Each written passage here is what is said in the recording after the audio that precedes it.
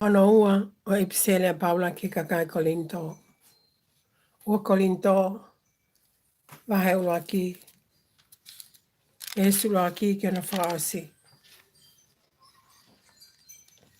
Tu ko ki maua a Paula koe apostolo a sisu kalaisi. E tu nea o tua o si kainga ko Timote ko e matohi ke siasia o tua o ku i kolinto. Mo kaulotu ko toa pe o a keia katoa.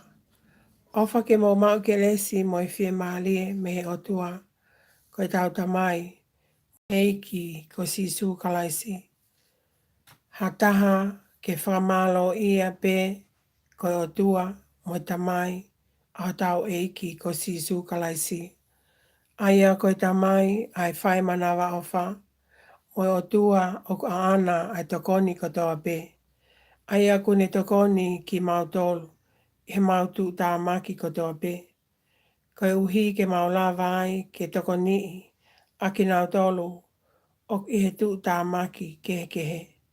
Aki ai tokoni, o tokoni aki ki mau tolu, e he otua. E hange o mahua mai a ngahi mamahi a kalaisi ki a teki mau tolu.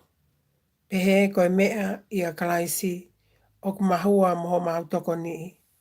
Ka neongo ko hatu tā maki o kuto mai. Ka koe whai pe koe uhi ko mau tokoni. Ho mou whakamo ui. Pea koha tokoni o kuto mai. Koe whai ai pe koe uhi ko mau tokoni. Ae ko ene ngahi. Ae ko ene ngā ue. A o mou i kuna ngahi mamahi. O mo ua tata wai mo ki mau tolu. Pea ki kai talaki tu e mau amanaki i a teki mau tolu. Koe mau ilo. Hange o tau kau ngā mamahi. Pea foki. Pehe foki. O tau kau ngā toko nii. Heo wikai te mauloto ke mau tae ilo. Ka inga. Ke tu tā maki. Na e hoko ke teki mautolu i Asia. He mau mātu aki mawhasia ai. O i kai me lava ke tali. Ko ia na e mole au pito e mau amanaki ki e mo ui. Io na mau ngona kua tonu aki nau tolu. Ke he mate. Ko uhi ke ua na mau falala ke teki mau tolu. Ka ke o tua. Ai a kune whukotu ai pekia. Pea ko ia na ne hamusi ki nau tolu. Na ne hamusi ki mau tolu. Me he fu mate anga ko ia. Na e pehe whau. Pea tene hamusi. Io. O mau falala ke te ia. Tene whai ai pe ene hamusi. Kehe ke mo kawa ai foki. O tua. I he whai ho mo lotua. Koe uhia ke hoko. I he hu ai tokolahi. O mo ofina. Kai whai ha tokolahi. Ai whakawheta i. Koe uhi ko ki mautolu. He koe mau pole a eni. Koe whakapapau e ho mau konisen i si. Koe mau whakawhea ngai ki mamani. Kai uma a kia teki mautolu. Na ihe maa oni whakaotua. Moe loto hanga taha. O i kai tu i he poto whakakakano. Ka i he kelesi ai o tua.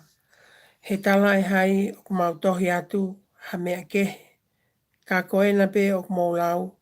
Io, mo ngoi foki koi mo oni. Pea ku te whalala te mo ki mau tolu. Wa o ke ngata anga. O hange foki ne whai e ho mau ni i. O pehe ko mo pole anga ki mau tolu.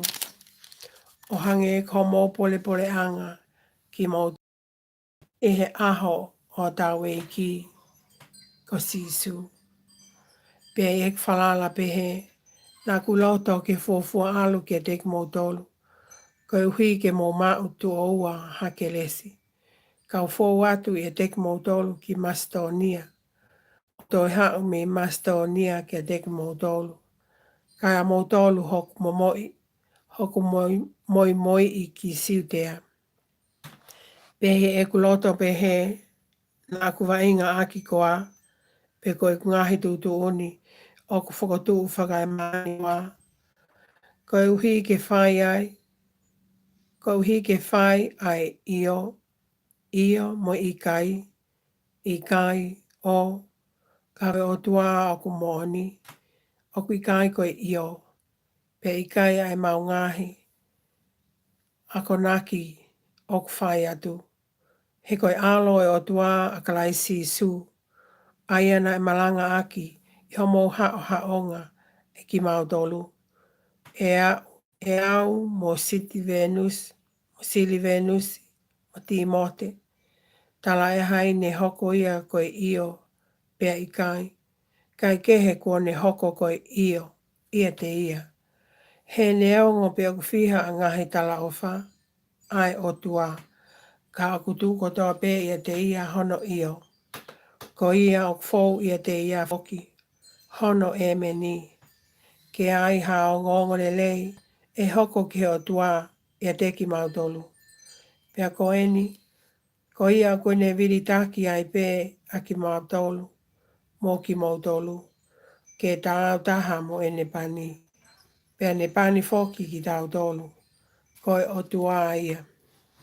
Aia foki nāne sila i ki tau tolu.